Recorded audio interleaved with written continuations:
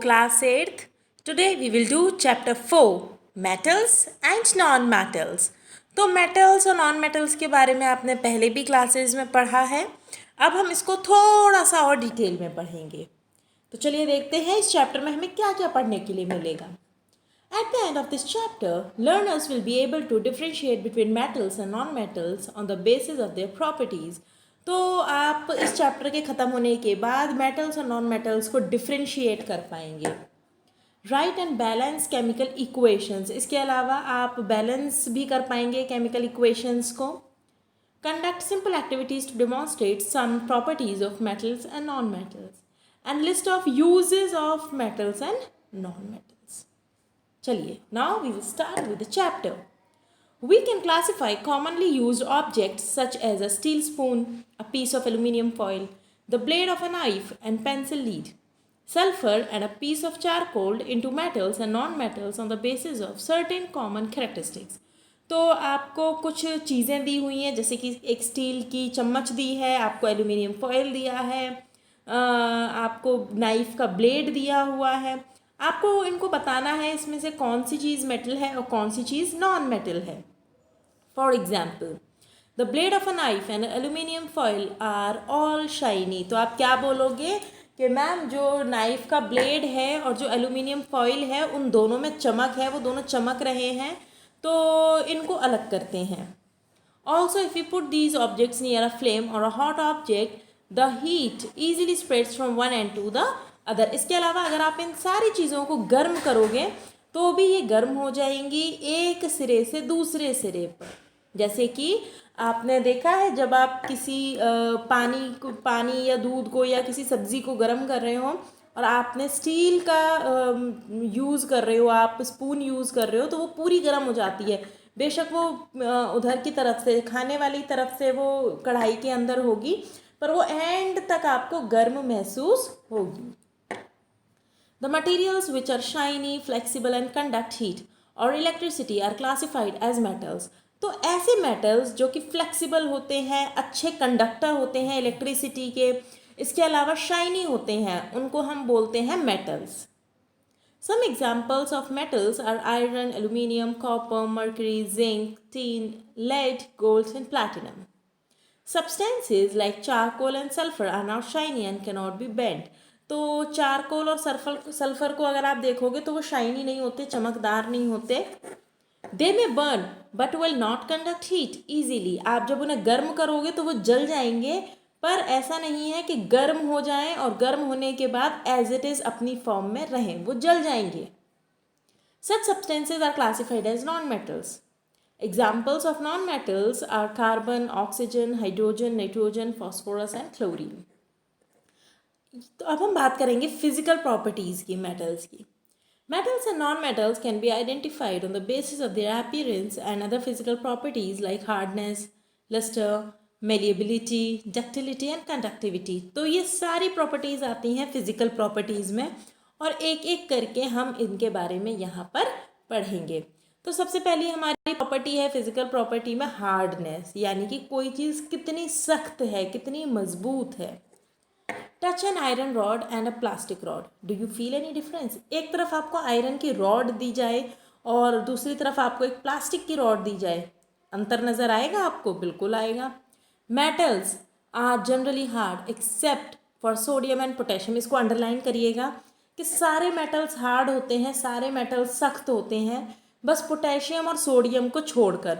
Potassium और sodium इतने ज़्यादा सॉफ्ट होते हैं कि आप उनको चाकू से भी काट सकते हो. Non-metals are generally soft. However, the hardest substance found in nature is diamond, which is a form of carbon. Non-metals हैं, देखो एक्सेप्शन हर जगह पर होते हैं. अगर क्लास में 10 बच्चे हैं तो 10 बच्चे अच्छे नहीं हो सकते हैं. कुछ बच्चे शैतान होते हैं, कुछ पढ़ाई में बहुत ज़्यादा अच्छे होते हैं, कुछ को करिकुलर एक्टिविटीज़ में अच्छे होते हैं. इसी तरीके से सारे मेटल्स हार्ड होते हैं, बस सोडियम और पोटेशियम को छोड़कर. इसके अलावा सारे नॉन मेटल सॉफ्ट होते हैं डायमंड को छोड़कर. डायमंड तो आपको पता है ना, हार्डेस्ट सब्सटेंस है. अब हम बात करते हैं फिजिकल स्टेट की. Metals are generally solid with the exception of mercury which is liquid at room temperature. देखो यहाँ भी भेदभाव सा हो गया बेचारे मरकरी के साथ। तो मर्क्यूरी एक्सेप्शन है, सारे मेटल्स सॉलिड फॉर्म में होते हैं, लिक्विड फॉर्म में नहीं होते हैं, सिवाय मरकरी के जो कि लिक्विड फॉर्म में होता है। मरकरी मेटल है फिर भी लिक्विड होता है, जबकि जनरली मेटल्स लिक्विड नहीं होते हैं, सॉलिड होते हैं। तो ये आपका अपवाद हो गया, एक्सेप्शन हो गया। Mercury is the shiny liquid in the thermometer. Non-metals could be solid, liquid or gas. For example, carbon, sulfur and phosphorus are solids at room temperature. तो carbon, sulphur, phosphorus room temperature पर कैसे होते हैं? Solid होते हैं। Oxygen, hydrogen and nitrogen are however gases at room temperature. Bromine is the only non metal which is a liquid at room temperature. Please ये जो exceptions हैं इनको अच्छे से करिएगा। जैसे कि हमने पढ़ा था कि जो मेटल्स हैं वो हार्ड होते हैं एक्सेप्ट पोटेशियम एंड सोडियम। इसके अलावा नॉन मेटल सारे सॉफ्ट होते हैं एक्सेप्ट डायमंड। अब हम बात करेंगे मर्क्यूरी की, तो सारे मेटल सॉलिड होते हैं सिवाय मर्क्यूरी के।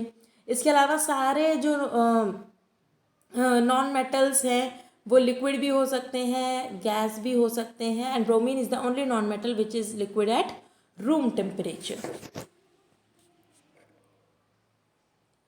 तीसरी चीज़ है हमारे पास शाइन, यानी कि चमक। अ न्यू स्टील स्पून और a steel plate has a shiny surface, you can even see your face in it. तो थाली में आप अपना चेहरा देख सकते हो, स्टील की थाली में बिल्कुल देख सकते हो, कितने चमकदार होते हैं ना बर्तन. All metals are shiny in appearance, the shine in metals is called lustre. तो जो मेटल्स के अंदर शाइन होती है ना, चमक होती है, उसको हम बोलते हैं lustre. Some metals like gold and silver have no much luster than that they are used for making jewellery. Even कुछ तो इतने चमकदार होते हैं कि हम ज्वेलरी भी बनवाते हैं उसकी, जैसे कि gold and silver. Non metals are generally dull. However iodine, इसको अंडरलाइन करिएगा कि जो नॉन मेटल्स हैं उनमें चमक नहीं होती है, वो डल होते हैं, सिवाय आयोडीन के जो कि बहुत ज़्यादा चमकदार होता है.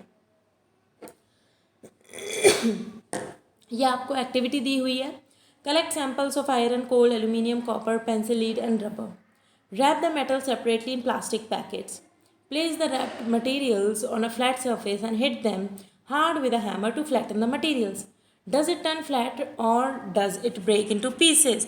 तो आपने आयरन, कोल, एल्यूमिनियम, कॉपर इन सबको ले लिया और उस पर सब पर हथौड़ा मारा. अब आपको देखना है कौन से फ्लैट हो जाएंगे, कौन से टूट जाएंगे. तो देखो आयरन, अगर हम आयरन की बात करें तो आयरन फ्लैट हो जाएगा, टूटेगा नहीं. इसके अलावा कॉपर भी फ्लैट हो जाएगा, रबर फ्लैट नहीं होगी. पेंसिल लीड बताइएगा, एल्यूमिनियम भी आप बताइए और कोल भी आप बताइए कि फ्लैट हो जाएगा या टूट जाएगा. The above activity shows that the metals on being hammered और compressed can be flattened to sheets. तो ऊपर वाली एक्टिविटी जो हमने अभी की, हमने देखा कि आयरन फ्लैट हो गया था. तो जो मेटल्स होते हैं जब उन्हें आप हथौड़े से मारें या किसी भारी चीज़ से उसको हिट करेंगे तो वो फ्लैट हो जाता है. This is how the aluminium foil which is used for packing lunch is made. दस मेटल्स आर मैलिएबल. तो इस प्रॉपर्टी को हम क्या बोलते हैं? इस प्रॉपर्टी को हम बोलते हैं मैलिएबिलिटी. और ऐसे सब्सटेंसेस को हम बोलते हैं मैलिएबल, जो कि शीट्स में कन्वर्ट हो जाते हैं. आप एल्यूमिनियम फॉइल में खाना लाते थे जब स्कूल आते थे, तो वो भी एक मेटल है और वो आसानी से शीट्स में कन्वर्ट हो जाता है. देखा कितनी पतली सी शीट होती है एल्यूमिनियम फॉइल की. तो एल्यूमिनियम मैलिएबल है और एल्यूमिनियम की प्रॉपर्टी है मैलिएबिलिटी. ठीक है, दोनों चीज़ों में कंफ्यूज मत होइएगा. Non metals on the other hand are brittle. They break into pieces on being beaten or compressed and can not be beaten into sheets. इसके अलावा अगर आप नॉन मेटल्स की बात करो तो बहुत ज़्यादा सॉफ्ट होते हैं, आसानी से टूट जाते हैं. Malleability is a valuable property because it allows metals to be molded into different shapes. Heating usually increases malleability. तो जितना ज़्यादा आप सब्सटेंस को हीट करेंगे उतना ही ज़्यादा आप उसको शीट्स में कन्वर्ट कर पाएंगे. ओके, चलिए अब हम पढ़ते हैं डक्टिलिटी के बारे में. तो अभी हमने मैलिएबिलिटी में जो मेटल्स थे उनको शीट में कन्वर्ट किया था. अब ज़रा आप मम्मा की ज्वेलरी चेक करिएगा. ज्वेलरी में आपको बड़े पतले पतले तार मिलेंगे, ऐसे डिज़ाइन जो बनी रहती है ना तारों की. तो वो गोल्ड भी क्या है, एक मेटल है. तो जो प्रॉपर्टी होती है मेटल्स की जिसमें हम मेटल्स को वायर में कन्वर्ट कर सकते हैं उसको हम बोलते हैं ductility. Ductility is the property that allows materials to be drawn into wires. Electrical wires are made of thin strands of copper and aluminium which are metals. तो जो तार भी आपने देखा होगा ऊपर से प्लास्टिक की कोटिंग रहती है पर अंदर मेटल होता है, उनके जो वायर होता है ना कॉपर और एल्यूमिनियम का होता है. The thin strands can be turned and twisted easily without breaking. This shows the ductility of metals. Can you think of drawing such thin wires from graphite? क्या आप कोशिश कर सकते हो कि ग्रेफाइट के वायर बन जाएं? नहीं बनेंगे. तो जो नॉन मेटल होते हैं वो वायर में कन्वर्ट नहीं होते हैं, जैसे कि ग्रेफाइट एक नॉन मेटल है और वो वायर में कन्वर्ट नहीं हो सकता है. It cannot be drawn into a wire and therefore is not ductile. अब हम बात करते हैं हीट कंडक्शन. जैसा कि मैंने अभी आपको बताया था कि जब आप मेटल की रॉड लोगे और मेटल की रॉड को एक तरफ से गर्म करोगे और दूसरी तरफ से, जैसे कि मैं आपको एक थोड़ा सा ड्रॉ करके दिखाती हूँ. ये हमारा बंसन बर्नर हो गया. समझ लो कि ये लोहे की रॉड है, इसको आप गर्म कर रहे हो. यहाँ पर आपने इसको यहाँ से पकड़ रखा है, इधर से पकड़ रखा है. क्या होगा कि जब ये हीट होगा, हीट होता जाएगा होता जाएगा होता जाएगा, एक टाइम ऐसा आएगा जब ये वाला पोर्शन हीट तो होगा ही होगा, यहाँ तक हीट पहुँच जाएगी और आप उसको अपने हाथों से नहीं पकड़ पाओगे गर्म होने की वजह से. तो इसको बोलते हैं heat conduction. Metals are good conductors of heat as the following activity shows. Take a wooden ladle and a steel ladle of similar length. Put a tiny swab of butter. देखो ये तो एक एक्टिविटी है, मैं आपको एक normal सी activity बता देती हूँ कि जब आप किचन में जाइएगा, किचन में कुछ बर्तनों में साइड से प्लास्टिक के हैंडल्स लगे होंगे. प्लास्टिक के हैंडल्स वाले बर्तनों को आप गर्म करना. आप प्लास्टिक के हैंडल्स को, बेशक बर्तन बिल्कुल गर्म होगा पर जो प्लास्टिक के हैंडल्स होंगे ना उसके साइड से वो गर्म नहीं होंगे, आप उनको आसानी से पकड़ सकते हो. पर दूसरी तरफ आप स्टील की भगोनी ले लेना या स्टील की कटोरी ले लेना, उसको गर्म करना, उसको आप हाथ से नहीं पकड़ सकते.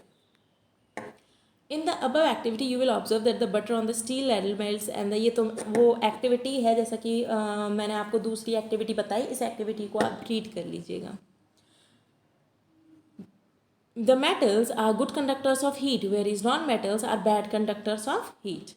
So now you know why an electric iron has a plastic body but a metallic base. Even आपने देखा होगा जो इलेक्ट्रिक आयरन होती है, जो प्रेस होती है, वो ऊपर से प्लास्टिक की होती है जिससे कि आप आसानी से उसे पकड़ पाओ गर्म होने के बाद भी. और जो उसका बेस होता है वो मेटल का होता है जिससे गर्म हो जाए वो और आपके कपड़े अच्छे से प्रेस हो पाए. Name some more such objects that have metallic parts for heating and non-metallic parts for protection.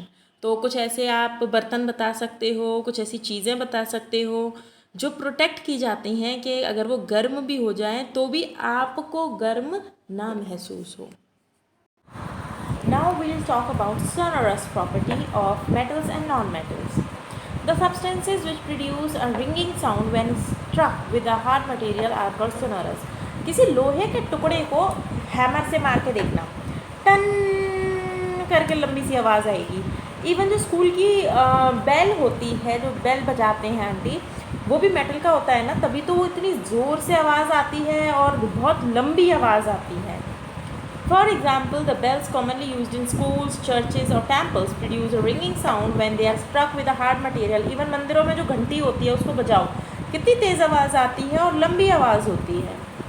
Perform the following activity to identify some sonorous materials in your surroundings. तो ये आपको एक्टिविटी दी हुई है.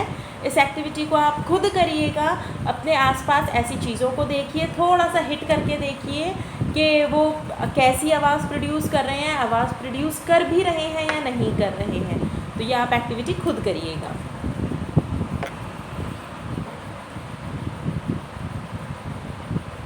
When they are struck hard or when they hit the floor, so they are said to be sonorous, whereas non-metals which do not produce a ringing sound are called non-sonorous.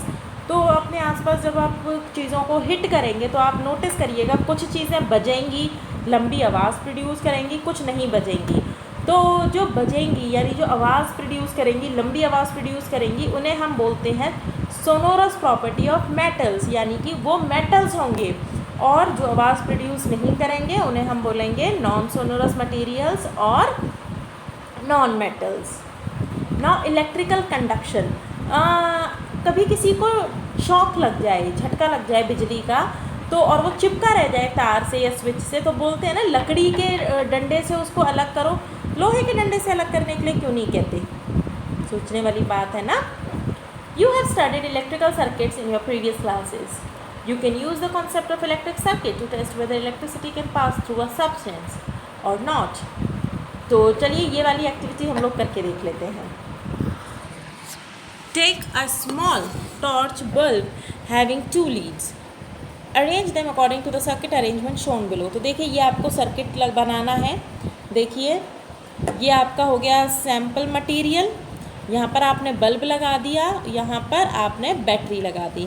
तो sample material जो ये वाला है, इसमें हम material change करेंगे और देखेंगे कि कौन सा मटेरियल लगाने पर ये वाला बल्ब जलेगा और कौन सा मटेरियल लगाने पर ये वाला बल्ब नहीं जलेगा। Connect one by one the samples of the materials. तो अब आपको करना है, यहाँ पर आयरन को करना है, कोल को लगाना है, मतलब सैम्पल मटेरियल की जगह सबसे पहले आयरन को लगाना, ठीक है, देखना बल्ब जला या नहीं जला। फिर इसे हटाकर कोल को लगाना, फिर बताना बल्ब जला या नहीं। देन कॉपर, देन एल्यूमिनियम, ऐसे कर करके आपको देखना है कि किस सब्सटेंस में किस मटेरियल की हेल्प से ये बल्ब जल रहा है और किसकी हेल्प से बल्ब नहीं जल रहा है। तो चलिए देखते हैं। The previous activity shows that metals have the ability to conduct electricity. You must have seen the open endings of the electrical wire. Why is the wire made of copper or aluminum and not of wood? Also, why does the wire have a plastic cover? तो जब भी wire होता है, wire को आप cut करके देखिएगा, उसके अंदर से एल्यूमिनियम या कॉपर का ही वायर निकलेगा। लकड़ी का वायर क्यों नहीं निकलता? इसलिए नहीं निकलता क्योंकि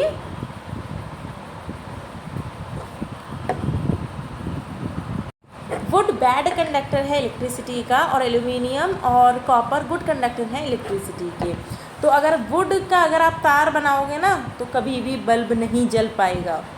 As the previous activity shows, metals like copper and aluminium have the ability to pass current through them, which make them good conductors. तो देखो जब इसमें हमने आयरन, एल्यूमिनियम और कॉपर लगाया तो ये बल्ब जल गया, पर कोल लगाया तो ये बल्ब नहीं जलेगा। तो इससे हमें क्या पता चला कि जो अपने थ्रू इलेक्ट्रिसिटी को पास करने देते हैं वो गुड कंडक्टर्स होते हैं। और ऐसी प्रॉपर्टी होती है मेटल्स में, मेटल्स अपने थ्रू इलेक्ट्रिसिटी को कंडक्ट होने देते हैं। They are therefore used as electrical wires, इसीलिए वायरिंग में यूज़ होते हैं हमारे metals. Bakelite is a non-metal which does not allow electricity to pass through it and therefore act as an insulator. The bakelite covering on the electrical wires therefore protects people from getting electric shocks. तो इसको underline करिएगा, Bakelite एक important material है, एक important substance है। तो Bakelite क्या होता है कि जो आपके वायर होते हैं वो अंदर से कॉपर और एल्यूमिनियम के होते हैं, पर ऊपर से वो जो प्लास्टिक कवरिंग होती है ना वो बैकेलाइट की होती है, जिससे कि आपको शॉक ना लगे। तो अब देखिए ये जो हमने मेल्टिंग और बॉइलिंग पॉइंट को डिस्कस कर लेते हैं, फिर हम इस टेबल को डिस्कस करेंगे। Metals generally have high melting and boiling points. तो मेटल्स के जो बॉइलिंग और मेल्टिंग पॉइंट होते हैं वो हाई होते हैं, यानी कि बहुत टेम्परेचर चाहिए इन्हें पिघलाने के लिए और इनको गर्म करने के लिए। एक आयरन के टुकड़े को गर्म करना और एक प्लास्टिक के टुकड़े को गर्म करना, खुद पता लग जाएगा कि मेटल्स को ज़्यादा टाइम लगता है हीट होने में और नॉन मेटल्स को कम टाइम लगता है। This allows metals to be molded into different shapes by heating or cooling. Non-metals generally have low melting and boiling points. तो चलिए ये वाला जो टेबल है ये हम कर चुके हैं, जैसे कि हार्डनेस, मेटल्स हार्ड होते हैं, नॉन मेटल्स सॉफ्ट होते हैं, लस्टर शाइन होती है मेटल्स में, नॉन मेटल्स नॉन शाइनी होते हैं। ये मेटल्स ज़्यादातर सॉलिड होते हैं और नॉन मेटल्स रूम टेम्परेचर पे सॉलिड भी हो सकते हैं, लिक्विड भी हो सकते हैं और गैसेस भी। तो ये सारी प्रॉपर्टीज़ हम अच्छे से डिटेल में डिस्कस कर चुके हैं। ये टेबल बहुत इंपॉर्टेंट है, इसको अच्छे से स्टडी कीजिएगा। अब हम बात करेंगे केमिकल प्रॉपर्टीज़ की। ये जो प्रॉपर्टीज़ थी ये थी आपकी फिजिकल प्रॉपर्टीज़। अब हम बात करेंगे केमिकल प्रॉपर्टीज़ कि मेटल्स और नॉन मेटल्स रिएक्शंस कैसे देते हैं। A chemical property is the characteristic shown by a material during a chemical reaction. Let us now study some chemical properties of metals and non-metals. तो सबसे पहले हम metals को रिएक्ट कराएंगे ऑक्सीजन से। देखो सोडियम, मैग्नीशियम, कैल्शियम, पोटेशियम, इन सब को हम रिएक्ट कराएंगे ऑक्सीजन से। देखो यहाँ पे हमने सब जगह ऑक्सीजन लिया है। तो जो तरीका होता है केमिकल इक्वेशन लिखने का वो यही होता है कि आप यहाँ पर इसका सिंबल यूज़ करें। जैसे सोडियम का है Na, इसको अंडरलाइन करते जाइएगा और इसका एक टेबल बनाइएगा कि सोडियम को हम बोलते हैं Na, magnesium is Mg, calcium is Ca, potassium is K, oxygen is O2। Okay, metals are very reactive, metals बहुत जल्दी रिएक्ट करते हैं। They easily react with other elements to form compounds. वो अलग अलग एलिमेंट से रिएक्ट करते हैं नए नए कंपाउंड्स बनाने के लिए। For example sodium reacts vigorously, यानी कि बहुत तेज़ी से रिएक्ट करता है। विग्रसली का मतलब बड़ी तेज़ी से, बड़ी मतलब इतना स्पीड से होता है रिएक्शन कि आदमी जज भी नहीं कर पाता कि हुआ क्या। Present in the form to form sodium oxide. देखिए ये बहुत इंपॉर्टेंट है कि जब भी कोई मेटल रिएक्ट करता है ऑक्सीजन से, ठीक है, ध्यान करिएगा, जब भी कोई मेटल रिएक्ट करता है ऑक्सीजन से तो वो बनाता है metal oxide.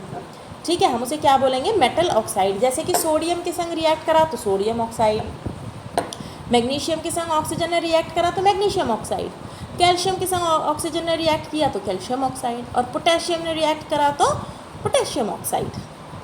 So sodium is stored under kerosene to prevent it from reacting with air. Sodium इतना ज़्यादा रिएक्टिव होता है कि उसको कीरोसिन में डुबो के रखा जाता है, जिससे कि ये एयर के कांटेक्ट में ना आए और रिएक्शन ना हो, ये जल ना जाए। The reaction of some metals with oxygen, ये देखिए, ये मैंने आपको एक्सप्लेन की हैं एक्टिविटीज़, ये केमिकल इक्वेशंस हैं जो, इनको अच्छे से करिएगा, लिख लिख के प्रैक्टिस करेंगे तभी आपको ये केमिकल इक्वेशंस प्रॉपर आ पाएंगी। देखो ज़रा,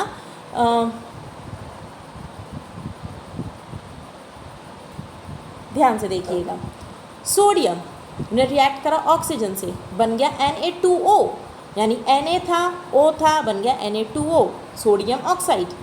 मैग्नीशियम ने रिएक्ट करा ऑक्सीजन के संग, मैग्नीशियम ऑक्साइड यानी MgO। मेटल के संग अगर O लग जाएगा तो वो बन जाएगा ऑक्साइड, यानी कि मेटल के संग जब ऑक्सीजन रिएक्ट करेगा तो क्या बनेगा, मेटल ऑक्साइड। अब जो मेटल ऑक्साइड बना यानी पोटेशियम ऑक्साइड, कैल्शियम ऑक्साइड, अब आप ये कैसे बताओगे कि ये एसिडिक है या बेसिक है? तो चलिए देखते हैं। हमें चाहिए मैग्नीशियम रिबन, एक मैग्नीशियम की रिबन आती है थोड़ा सा कटिंग टाइप की आती है। A glass jar, a sharp object, red and blue litmus paper and a match box. Take a strip of magnesium ribbon. आपने क्या किया कि वो जो मैग्नीशियम की रिबन थी वो छोटा सा आप टुकड़ा ले लो और आपने इसको कैंडल की हेल्प से जला दिया।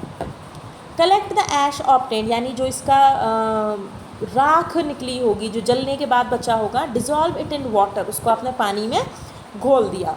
Use a litmus paper to test whether the solution is acidic और बेसिक। तो ये आपको रिएक्शन दी हुई है, देखिए ये बहुत इंपॉर्टेंट एक्टिविटी है, इसको अच्छे से करिएगा कि आपने मैग्नीशियम रिबन लिया, मैग्नीशियम रिबन को आपने जलाया, जलाने के बाद जो ऐश निकला यानी कि जो राख आई उसको आपने पानी में घोल दिया। और अगर आपको चेक करना है कि दी हुई चीज़ एसिडिक है या बेसिक है, उसके लिए आपको लिटमस पेपर का यूज़ करना होगा। तो देखिए लिटमस पेपर में क्या हुआ, the magnesium ribbon burns with a bright light along with dense white fumes, it also forms ash. तो सबसे पहले तो जब आपने उसे जलाया तो वो बड़ी तेज़ी से जल गया, काफ़ी लाइट के संग वो जला और उसके बाद वो राख में, ऐश में कन्वर्ट हो गया। The solution of magnesium oxide in water turns red litmus blue. तो ये क्या कन्वर्ट कर दिया, रेड लिटमस को ब्लू में कन्वर्ट कर दिया। तो जितने भी मेटल ऑक्साइड होते हैं वो बेसिक होते हैं नेचर में। जब भी आपका जो लिटमस पेपर है वो रेड से ब्लू हो जाए, okay, red turns red litmus blue, यानी ब्लू से रेड, रेड से ब्लू हो जाए, टर्न्स रेड लिटमस ब्लू, यानी रेड से ब्लू हो जाए तो आप मानोगे कि आपका जो सॉल्यूशन है वो बेसिक है। और जब आप मैग्नीशियम ऑक्साइड के सॉल्यूशन में रेड लिटमस पेपर को टर्न करोगे तो वो हो जाएगा ब्लू। तो आपको पता लग गया कि मेटल ऑक्साइड्स कैसे होते हैं, वो होते हैं बेसिक। तो अब रिएक्शन देखिएगा, ये रिएक्शन इंपॉर्टेंट है। तो देखो मैग्नीशियम को जब आपने ऑक्सीजन की प्रेजेंस में जलाया तो बना मैग्नीशियम ऑक्साइड, ठीक है। ये तो हम पहले भी कर चुके हैं कि जब हम उसको बर्न करते हैं वो ऑक्सीजन से कंबाइन होता है और ऑक्साइड बनाता है मेटल। पर हमें जो राख मिली उससे हम कभी पता नहीं लगा सकते कि वो बेसिक है या एसिडिक है, उसके लिए हमें सॉल्यूशन बनाना होगा। तो हमने क्या किया कि जो राख बनी ना, ये देखो ये वाली जो राख है, ये वाली जो मैग्नीशियम ऑक्साइड की जो ऐश थी उसे हमने पानी में घोल दिया, H2O वाटर में घोल दिया और हमारे पास बन गया magnesium hydro oxide. Okay. Reactions of non metals with oxygen, तो अभी हमने मेटल्स को रिएक्ट कराया था, अब हम कराएंगे ऑक्सीजन को रिएक्ट, सॉरी ऑक्सीजन को नॉन मेटल से react. Non metals also react with oxygen to produce their oxides, तो ये भी ऑक्साइड बनाते हैं, जैसे मेटल ऑक्साइड बनते हैं वैसे ही नॉन मेटल ऑक्साइड भी बनते हैं। सल्फर रिएक्ट विद ऑक्सीजन, देखिए हमने दोबारा से यहाँ पे सिंबल यूज़ किया है, इसको भी देखो लिस्ट बना लेना। लिस्ट कैसे बनानी है आपको, एक तरफ लिखना है आप मेटल का नाम, मेटल या नॉन मेटल, यहाँ पे आप लिखना मेटल और नॉन मेटल का नाम, यहाँ पे लिखना सिंबल, जैसे कि मैंने यहाँ पर लिख दिया सोडियम, ठीक है, और यहाँ पर मैंने लिख दिया Na। इससे मुझे याद रहेगा, ये आपको सब याद करने पड़ेंगे वरना आपकी कुछ भी समझ में नहीं आएगा आगे की क्लासेस में जाकर, कि सोडियम है वो आपका Na सिंबल है, आपका मैग्नीशियम है वो Mg है। ओके। इसी तरीके से देखिए सल्फ़र का सिंबल क्या है, S, ऑक्सीजन के संग कंबाइन हुआ और बन गया सल्फ़र डाइऑक्साइड। सल्फ़र डाइऑक्साइड क्यों बना, देखो दो ऑक्सीजन है ना, दो ऑक्सीजन है, देखो ध्यान से, देखो यहाँ पर दो ऑक्सीजन है, sulphur dioxide. Sulphur dioxide gas dissolved in water to form sulphurous acid which turns blue litmus red. जब इस SO2 को, सल्फर डाइऑक्साइड को आपने पानी में घोल दिया तो आपका बन गया H2SO3 यानी कि sulphurous acid. This shows that sulphur dioxide is acidic in nature, तो ये आपका एक एसिड तैयार हुआ। तो देखो जो मेटल्स ऑक्साइड बन रहे थे, जो ये मेटल ऑक्साइड बना था ये था बेसिक, और जो नॉन मेटल ऑक्साइड्स होते हैं वो होते हैं acidic. Now reaction of metals with water, यानी कि अगर आप वाटर के संग रिएक्ट कराओगे मेटल्स को तो क्या कंक्लूजन निकलेगा, metals and metal oxides react with water to form hydro oxide. Hydro oxide क्यों बोलते हैं, देखो ज़रा हाइड्रो ऑक्साइड क्यों बोलते हैं, आपने मेटल लिया, मेटल को वाटर के संग रिएक्ट कराया तो दोनों ही चीज़ें आई, हाइड्रो यानी हाइड्रोजन भी दिखेगी आपको, देखो H फॉर हाइड्रोजन, और ऑक्सीजन भी दिखेगा तो ऑक्साइड, तो हम इसे क्या बोलते हैं, हाइड्रो ऑक्साइड। जो OH ग्रुप होता है ना, ये OH ग्रुप जो इसके संग लग गया है, देखो Na के संग OH लग गया है ना, ये होता है hydro oxide group. Magnesium hydro oxide, sodium hydro oxide, तो इस टाइप से हम, जैसे O लग जाता है तो बोलते हैं ऑक्साइड, और OH ग्रुप लग जाता है तो हम उसको बोलते हैं हाइड्रो ऑक्साइड। तो जब भी मेटल्स रिएक्ट करते हैं वाटर के साथ तो बनाते हैं hydro oxide, which are basic in nature. Some metals like potassium and sodium react even with cold water, मतलब देखो मेटल्स गर्म पानी के संग रिएक्ट करते हैं, पर सोडियम और पोटेशियम जैसा कि मैंने आपको पहले भी बताया था कि काफ़ी ज़्यादा रिएक्टिव होते हैं। सोडियम तो इतना ज़्यादा रिएक्टिव होता है कि उसको उसमें कीरोसिन में डुबो के रखना पड़ता है, तो सोडियम तो ठंडे पानी के संग भी रिएक्ट कर जाता है। Aluminium reacts with water to form aluminium hydro oxides, तो देखो जैसा जब एल्यूमिनियम वाटर के संग रिएक्ट करेगा तो एल्यूमिनियम हाइड्रो ऑक्साइड बनाएगा, सोडियम वाटर के संग रिएक्ट करेगा तो सोडियम हाइड्रो ऑक्साइड बनाएगा। Copper however is quite unreactive metal, तो कॉपर रिएक्ट नहीं करता है। अगर कॉपर प्लस, अगर आपके पास लिखा जाए कॉपर प्लस H2O तो ये होगा नो रिएक्शन, यानी ये रिएक्शन नहीं करता है पानी के साथ, ये अपवाद है। जैसा कि हमने पहले भी पढ़ा था कि नॉन मेटल्स डल होते हैं, चमकदार नहीं होते हैं, सिर्फ आयोडीन को छोड़कर, तो इसी टाइप से यहाँ भी एक्सेप्शन केस है कॉपर। कॉपर मेटल है पर वाटर के संग रिएक्ट नहीं करता है। Let us see how sodium reacts with water, तो चलिए देखते हैं।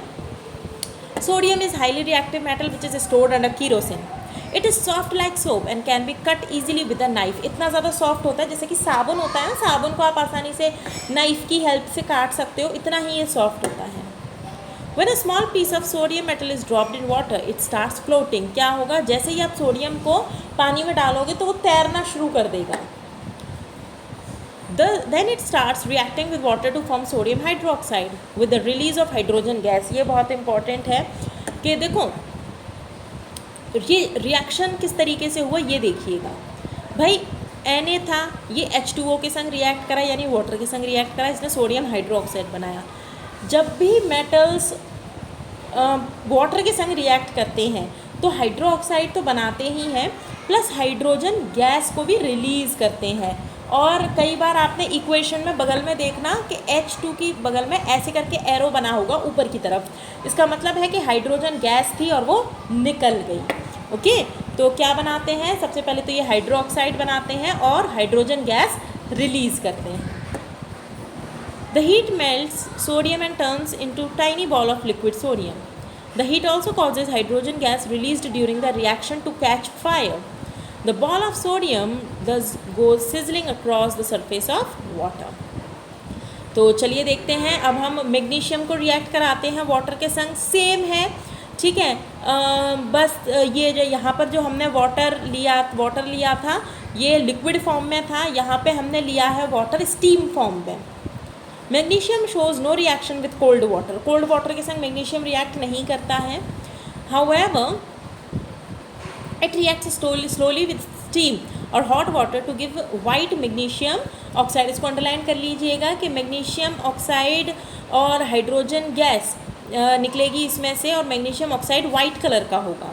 तो देखिए मैग्नीशियम रिएक्ट हुआ H2O के संग, बना magnesium oxide and hydrogen gas release हो गई. देखिए इसमें आपको ना ब्रैकेट में ये भी लिखे मिलेंगे.